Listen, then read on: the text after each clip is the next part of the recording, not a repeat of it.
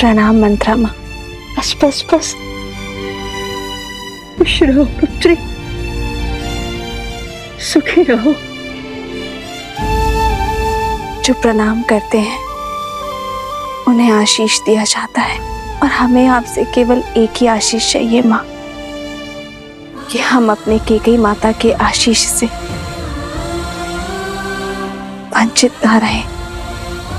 केकई माता को ग्लानि के भंवर से निकालकर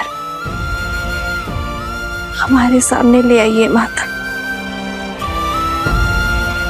उनके संताप का अंत केवल आप ही कर सकती हैं, क्योंकि जब तक वो बाहर आकर हमारा गृह प्रवेश नहीं करेंगी, हम भीतर नहीं आएंगे।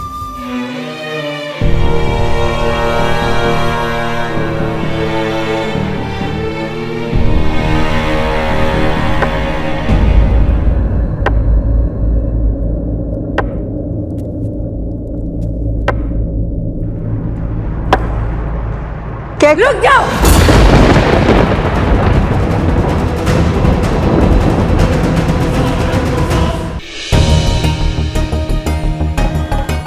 साहस कैसे हुआ मुझे अपना मुख दिखाने का? और तुम्हें मुक्त किसने किया?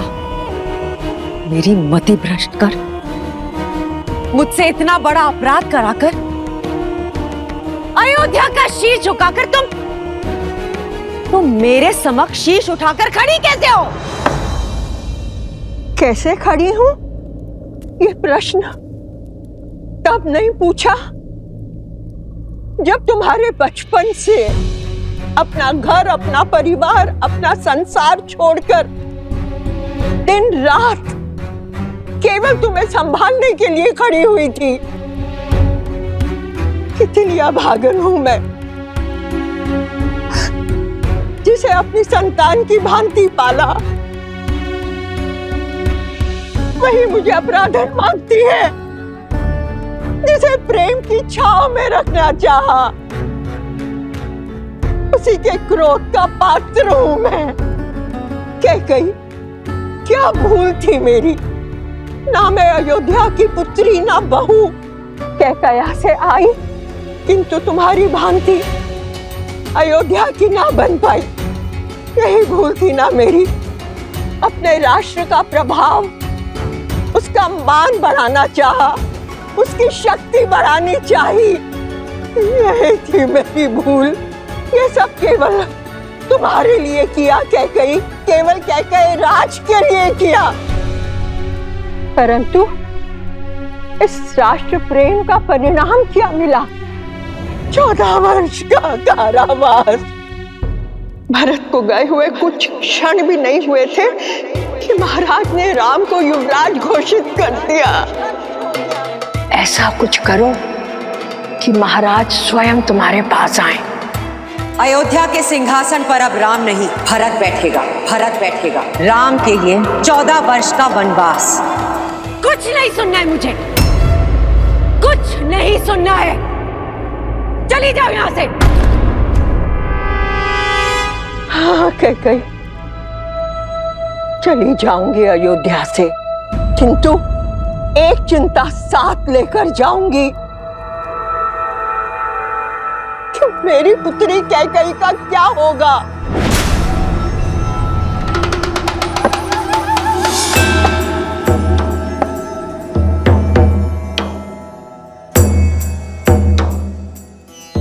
लौट आया है राम।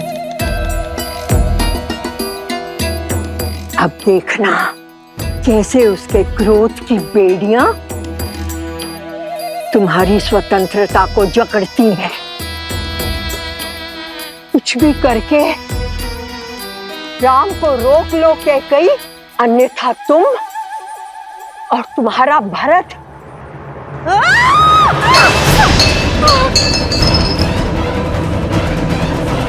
जिस पुत्र मोह और जिस संबंध के कारण तुमने मेरी स्वर्ग जैसी अयोध्या को नर्क बना दिया, आज उस संबंध को तोड़ता हूं मैं रघुकुल कुमार भरत तुम्हारा परित्याग करता हूं कैकेयी। पत्थर पर भी वर्षों तक जल पड़े तो उसका आकार बदल जाता है, किंतु तुम, इतने वर्षों में भी तुम्हारे भीतर का विष कम नहीं हुआ। तुम दंड की नहीं, श्राप की अधिकारिणी हो। मेरी स्वर्ग जैसी अयोध्या पर नरक की छाया हो तुम। नहीं। मेरे घर परिवार पे जो विष के मेघ बरसाए हैं तुमने, उसके लिए आज मैं कैकई तुम्हें श्राप देती हूँ कि आज से तुम्हारा नाम पाप, बुराई, अधर्म और अंधकार से ही जोड़ा जाएगा।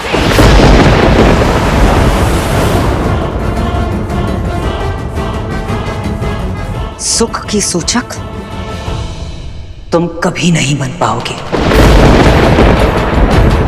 और मृत्यु के पश्चात भी अपने कर्मों के कारण तुम्हारी आत्मा अग्नि में झुलसती रहेगी।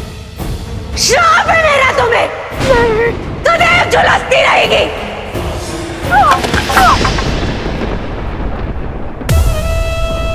दासी हूं ना, जो स्वामी दे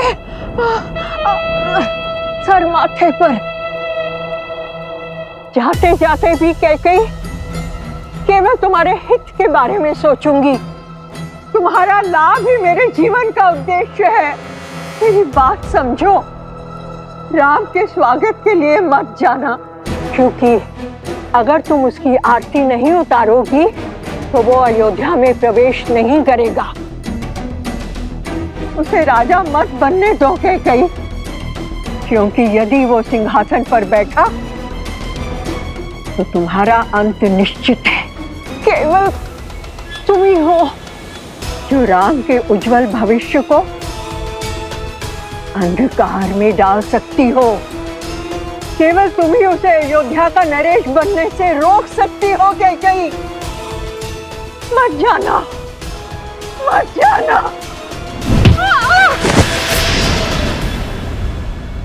और कितने पाप कराओगी मंथरा? खेद है मुझे कि मैंने कभी तुम्हें अपनी माता माना था।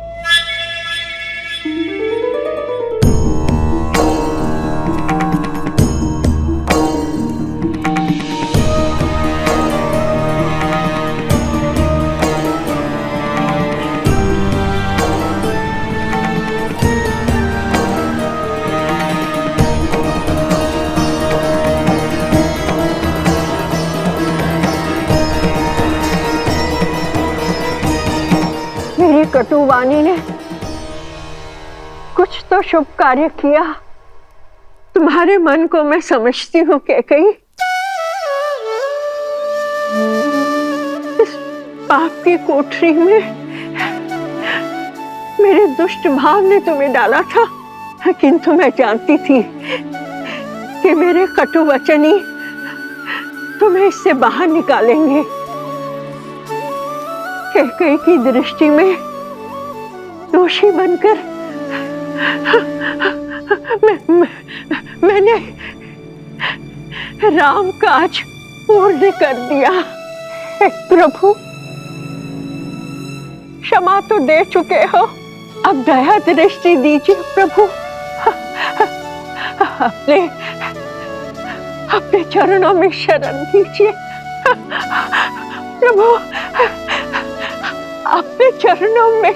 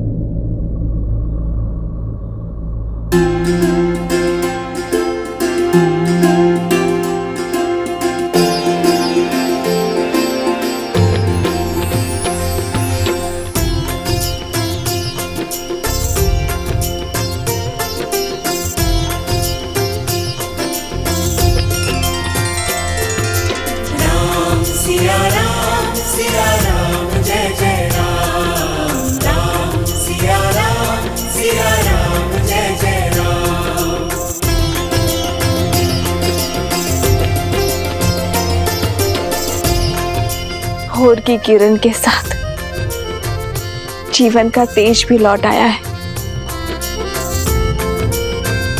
कैकेयी माता आ गई है आर्य।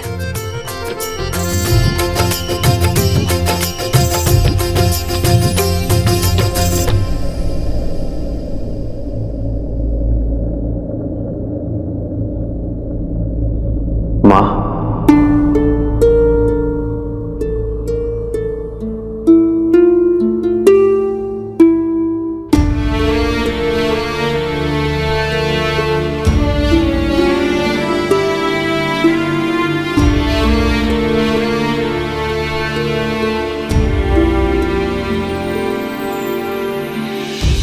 ग्लानि के आंसू है गंगा जल, कह के प्रभु करते अभिनंदन। मुख मुस्कान अर्श हृदय में, कैकेयी त्रास हरे रघुनंदन। माँ का श्राप भी वर से कम ना, हर सपूत श्री राम सा बनना। राम मेरे राम मेरे राम मेरे राम, राम प्रभु राम श्री राम। मेरी माता के ये अश्रु मेरे लिए पवित्र गंगा जल से पावन है। इन अश्रु को हाथों में लेकर ब्रह्म हत्या का पाप मेरे हाथ से धुल गया। माँ, आशीष नहीं देंगी माँ?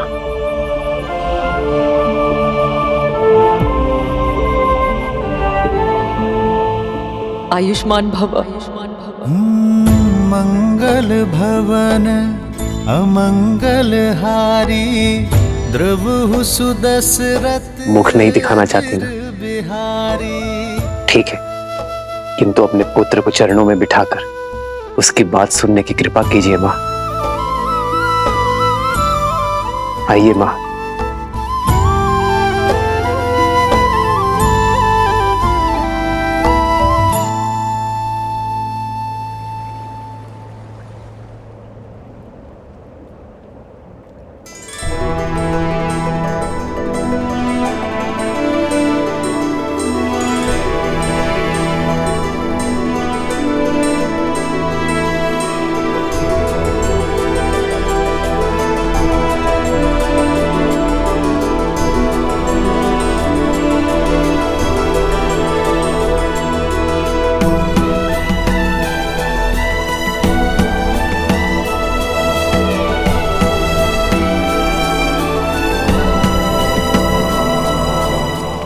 बैठिए माँ।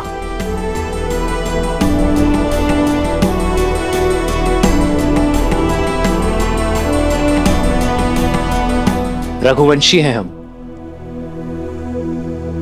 वो वंश जिसका इतिहास धर्म, वीरता और समर्पण की नींव पर रखा गया है, और जिनसे हमें यह नाम मिला वो पितामहों के पितामह महाराज रघु एक महान योद्धा थे। स्वयं देवताओं ने उनके सत्य और शौर्य की प्रतिमा को स्वीकार किया है। महाराज भागीरथ जो अपने पूर्वजों के तर्पण के लिए स्वयं शिवलोक पहुंच गए, नारायण को प्रसन्न कर उनके चरणों से गंगा बहाई, फिर ब्रह्मदेव से उसे उनके कमंडल में धारण करवाया। स्वर्ग से गिरती मां गंगा के वेग को थामने के लिए महादेव को उनकी जटा में रोकने के लिए मनाया। महादेव की जटा से गिरती धरा को भारत में लाने के लिए स्वयं अपने नखों से नहर खोदी, और महाराज दिलीप की धर्म की कहानियों से तो स्वयं इंद्रलोक भी अछूता नहीं है। आपके पति मेरे पिताश्री महाराज नेमी, उन्होंने 10 दिशाओं में युद्ध लड़ा, देवासुर संग्राम लड़ा और महाराज दशरथ कहलाए। मेरे सभी पूर्वजों ने संसार में रघुवंश की कीर्ति का ध्वज लहराया है, धर्म को स्थापित किया है। अयोध्या के सिंहासन पर अब राम नहीं, भरत बैठेगा। भरत बैठेगा। राम के लिए 14 वर्ष का वनवास।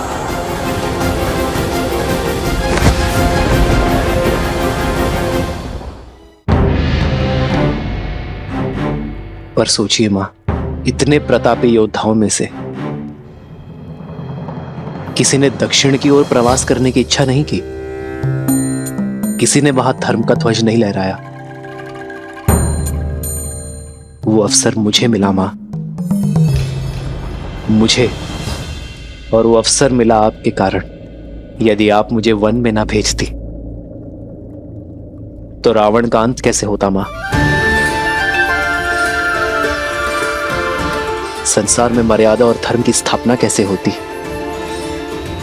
यदि आप ना होती? तो इतना बड़ा समाज, मेरे वानर वीर, रीछ, असुर, ये सभी धर्म और ज्ञान की गंगा से वंचित रह जाते मां। मां, यदि आप ना होती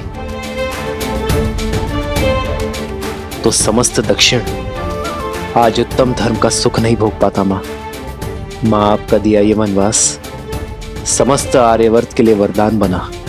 वो आप ही थी जिन्होंने महाराज दशरथ से लड़कर हम भाइयों को गुरुकुल भेजा। मां, वो आप ही थी जिन्होंने रावण का अंत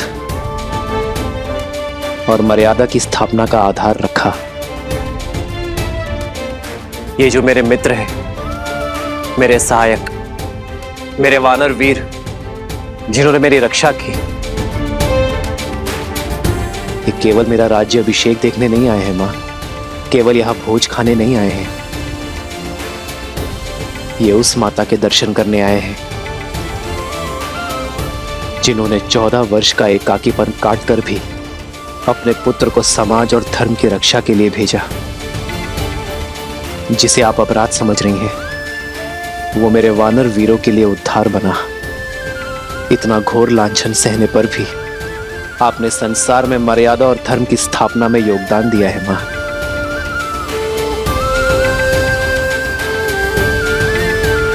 क्या आप इन्हें निराश करेंगी मां? मुझे ना सही, इन्हें तो अपने दर्शन का लाभ दे दीजिए, इन्हें इनकी यात्रा का प्रसाद दे दीजिए मां।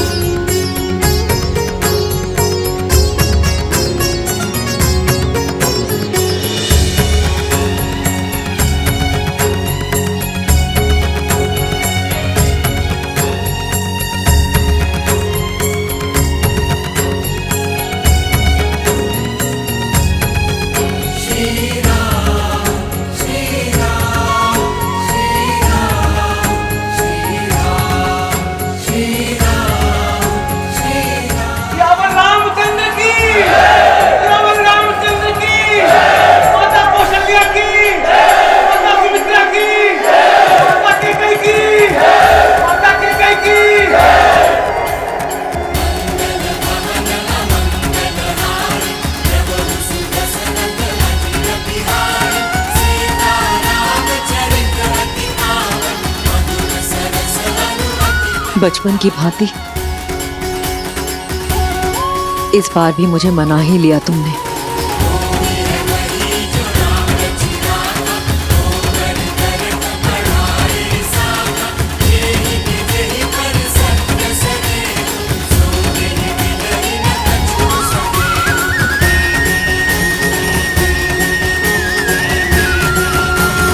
कराए दक्षिण का उद्धार, किंतु अब मेरे राम को राजा बनना होगा। अयोध्या को, अपनी प्रजा को आगे ले जाना होगा। अपने वंश को आगे बढ़ाना होगा राम। इस राज्य का उद्धार करना होगा। यावर रामचंद्र की, यावर रामचंद्र की, यावर रामचंद्र की।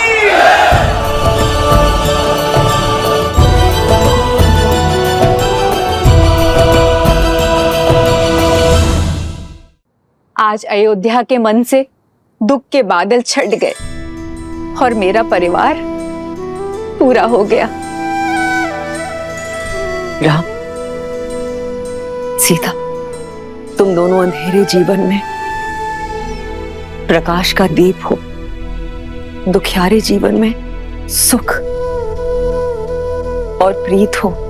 पुत्र की विजय पर माता का मुख उत्साह से दमकता है। आपकी आंखों में प्रसन्नता के अश्रु होने चाहिए माता।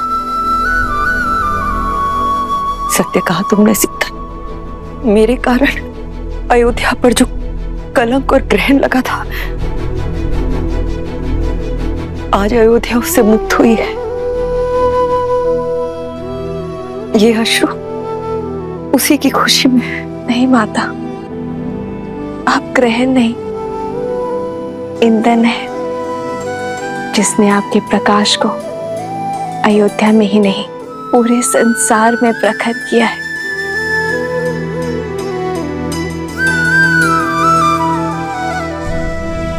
भरत भैया, सबके मन हल्के हो गए हैं। अब आप भी अपने मन का भार उतार दीजिए। नियति के लेख का दंश माता को मत दीजिए भैया, क्षमा कर दीजिए उन्हें।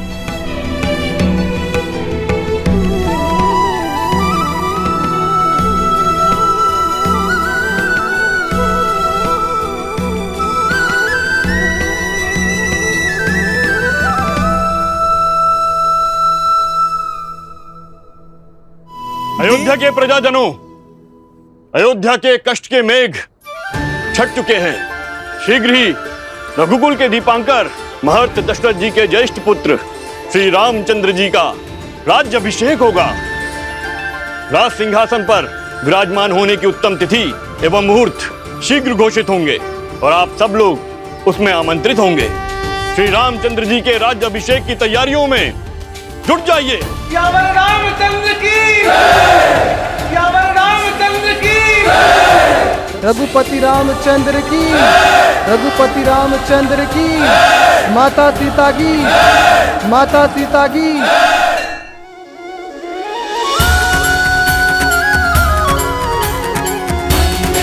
जय श्री राम, जय श्री राम, जय श्री राम, जय श्री राम।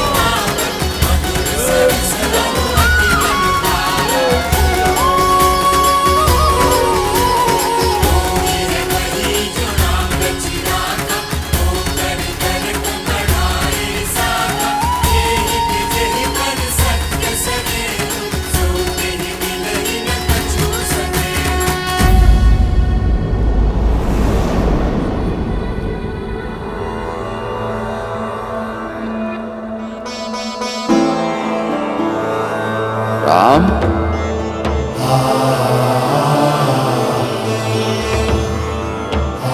राम,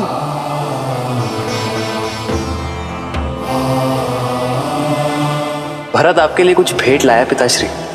मेरे पुत्र में इतनी अद्भुत प्रतिभा है, आशा करता हूं बाण भी उतने ही वेग से चलाते होंगे।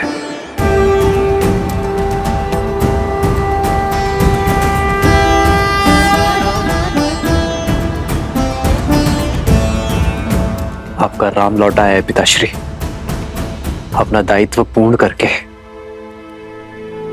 किंतु आज आपके सामने रावण का वध करने वाला योद्धा नहीं खड़ा है, अपने पिता की आज्ञा का पालन कर लौटा पुत्र खड़ा है।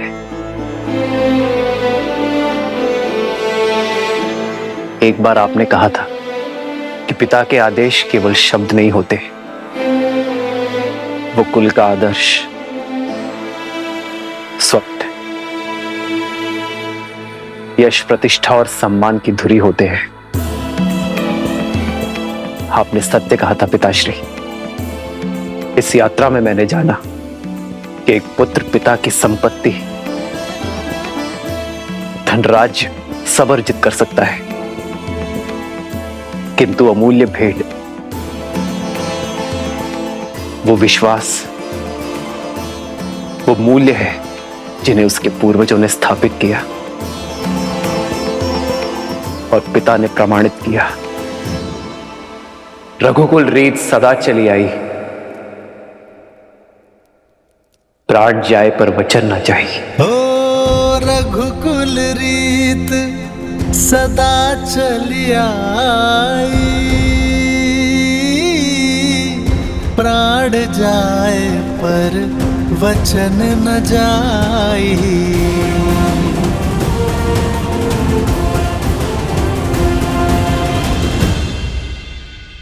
मित्र, इतना समय हम आपके साथ रहे, आप हमें जानते हैं और हम आपको। किष्किंधा वासियों के मन में इच्छा है कि हमें भी अयोध्या देखने का, जानने का सौभाग्य मिले। हाँ प्रभु, हम सबने अयोध्या के बारे में बहुत सुना है और अब प्रभु जानना चाहते हैं। अवश्य हनुमान, कुछ क्षण आप सभी विश्राम कर लीजिए। मैं स्वयं आप दोनों को अयोध्या भ्रमण के लिए ले जाऊंगा।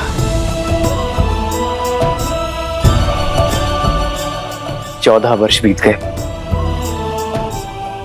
मैंने अपने राज्य का भ्रमण, अपने अयोध्या के दर्शन नहीं किए।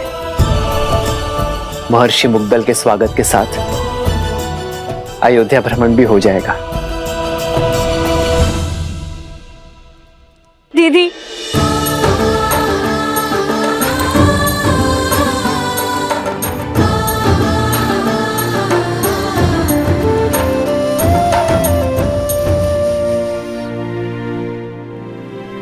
मुझे उर्मिला से मिलना है। कैसी है वो? कहाँ है वो? वो तो अब तक सोई हुई है, वर्षों से आंख नहीं खोली, अपने पति को दिए हुए वचन का पालन कर रही है।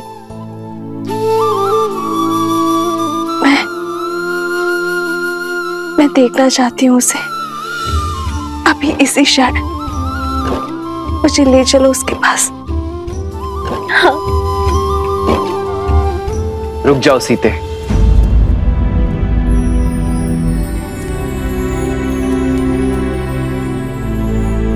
उर्मिला का प्रण पूरा होना अभी शेष है सीते। उर्मिला अपनी निद्रा केवल लक्ष्मण की उपस्थिति में ही तोड़ सकती है। जाओ लक्ष्मण, और जाकर अपनी पत्नी से मिलो। तुम्हारे और उर्मिला के सम्मिलित प्रण के कारण ही मेरा और सीता का प्रण पूरा हो पाया है।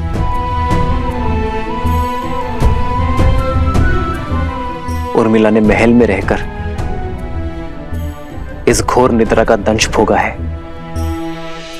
किंतु अब सेवा और संकट का समय समाप्त हुआ मेरे भाई। अब तुम्हारा प्रथम कर्तव्य अपनी गृहस्थी संभालना है। ये शुभता पूर्वजों के गति के कारण आई है। जाओ लक्ष्मण, और उर्मिला को निद्रा से जगाओ।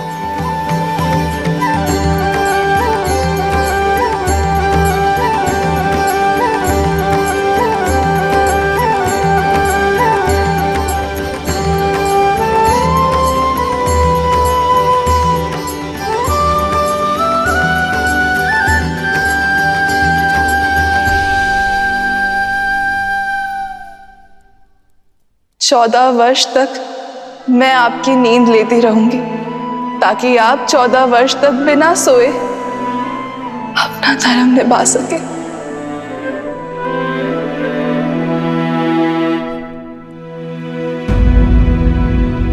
किंतु जो इतने वर्षों से नहीं जागी हैं, वो अभी जागेंगे क्या? मुझे तो बहुत घबराहट हो रही है। श्रुतकीर्ति, निद्रा 4 प्रकार के होते हैं: परिश्रम, मदिरा, मोह और दुख।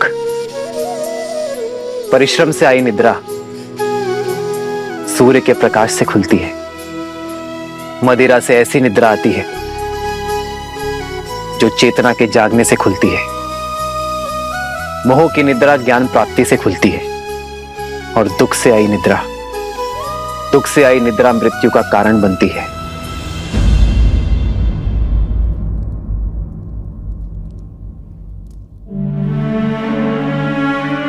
मैं जहां पर भी रहूं आर्य, मेरा मन सदैव आपके पास ही रहेगा। मेरी केवल एक ही इच्छा है आर्य, कि मैं जब भी अपनी आंखें खोलूं केवल आपको देखूं।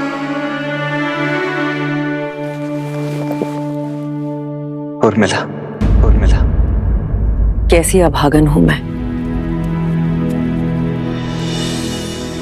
मेरे लक्ष्मण और उर्मिला मेरे कर्मों का भुगतान कर रहे हैं। नहीं मां, उर्मिला की निद्रा कोई श्राप नहीं है। ये तो उसका तप है, प्रेम की शक्ति है। उर्मिला केवल अपनी निद्रा ही नहीं, लक्ष्मण की निद्रा भी ले रही है। ये तो निद्रा देवी का आशीर्वाद है लक्ष्मण और उर्मिला दोनों को।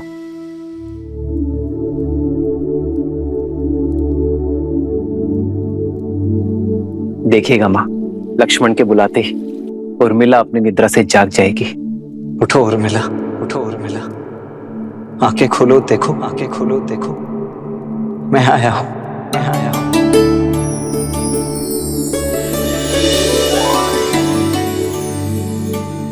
आर्य, आप, हे महादेव, आपके वनवास के प्रस्थान का समय हो गया। आपके प्रस्थान हेतु सहायता करने के बजाय अपनी निद्रा पूरी कर रही थी। क्षमा कीजिए आर्य। कैसी क्षमा उर्मिला, अब किसी को कहीं नहीं जाना है। पर पिताश्री का वचन और राम भैया का प्रण पूरा हुआ उर्मिला। भैया का भी और तुम्हारा भी। अब एक प्रण मेरा है, जहां भी रहूंगा सदा तुम्हारे साथ रहूंगा। तुम्हारे प्रेम के सबल ने मुझे बहुत बल दिया है उर्मिला। इसके लिए बहुत बहुत धन्यवाद, कोटि कोटि धन्यवाद। क्या आप सच में 14 वर्ष तक अपलक जिए, बिना निद्रा के निकाल लिए? तुमने भी तो यहाँ 14 वर्षों तक बिना भोजन के बिताए हैं उर्मिला। तुम्हारी निद्रा ने मेरी थकान को हर लिया और मेरे भोजन ने तुम्हारे शरीर को पोषण दिया। दाम्पत्य जीवन का ये आदर्श, यही तो भैया ने हमारे माध्यम से संपूर्ण संसार को दिया है कि पति पत्नी दोनों एक दूसरे के पूरक होते हैं, जीवन के भी, प्राणों के भी और समर्पण के भी। और तुम्हारे समर्पण का तो कोई मूल्य ही नहीं है उर्मिला।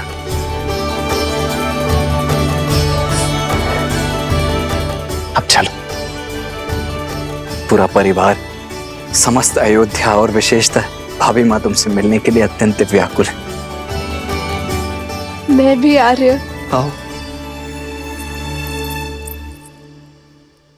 दीदी।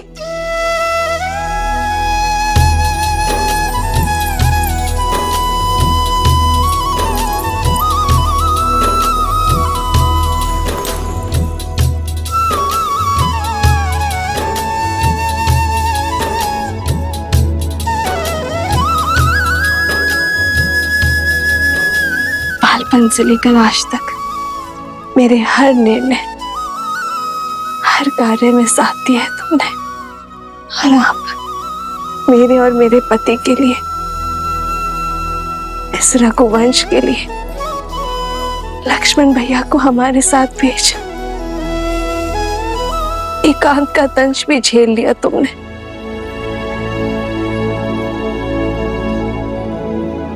ना जाने ये ऋण कैसे चुका पाऊंगी मैं। और अब तुम मुझसे छोटी नहीं रही उर्मिला, तुम इस संसार के सबसे बड़े सतियों में से एक हो। मैं वो चंद्रमा हूँ जो अपने दीदी के प्रकाश से तेज पाता है। मैं आपसे कभी बड़ी हो ही नहीं सकती दीदी। और रही बात बहनों के बीच, ऋण की बेड़ी नहीं, आलिंगन का बंधन होता है।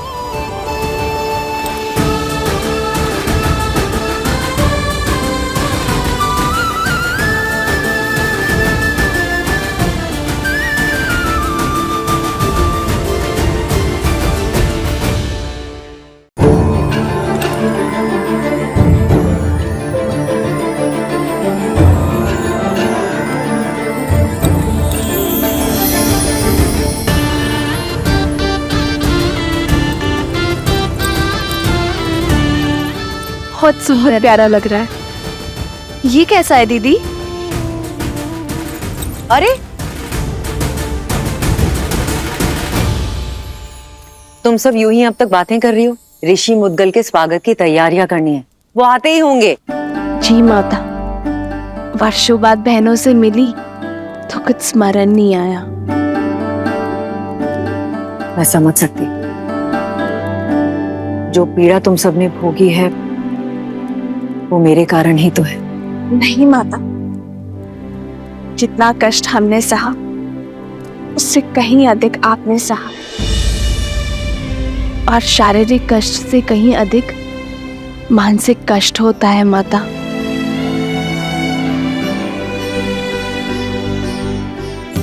धन्यवाद मेरी पुत्री,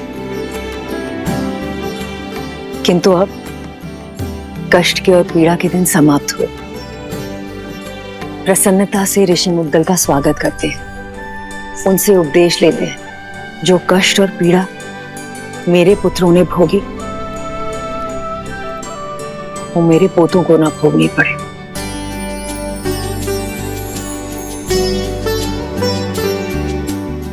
और अब तो केवल इसी समाचार की प्रतीक्षा है कि कब मुझे ये बताया जाए कि मैं मां से दादी बनने वाली।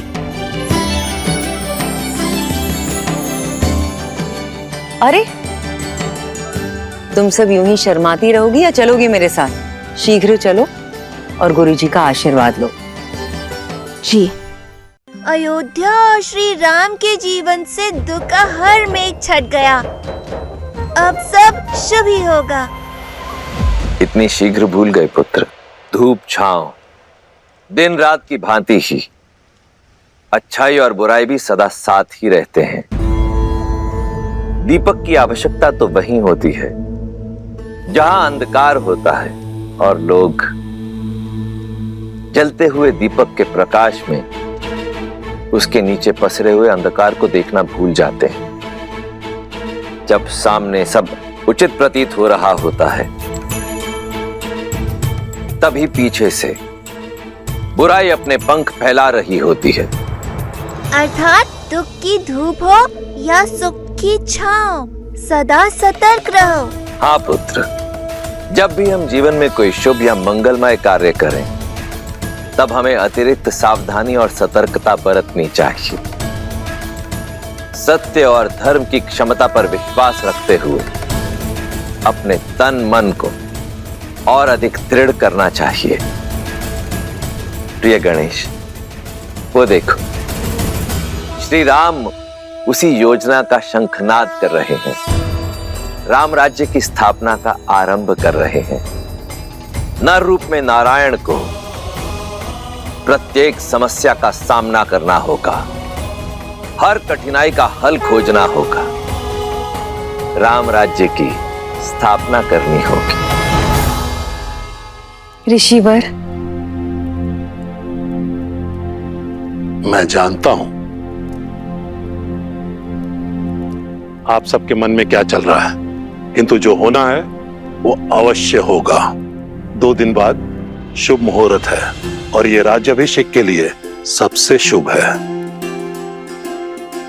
श्री राम, भगवान सूर्य के आशीर्वाद से सूर्यवंश के अगले सिरमौर आप ही होंगे। आपने वन भ्रमण के समय जो ज्ञान और अंतर्दृष्टि अर्जित की है, उसको अपने साम्राज्य में उपयोग करने का समय आ गया है। दया, दंड और दर्शन, इसको अपना शस्त्र बनाइए। श्री राम, आपके मार्गदर्शन से जगत कल्याण की ओर अग्रसर होगा। सभी आशान्वित हैं कि आप एक आदर्श स्वराज की स्थापना करेंगे और संसार के लिए शुभता का मार्ग प्रशस्त करेंगे।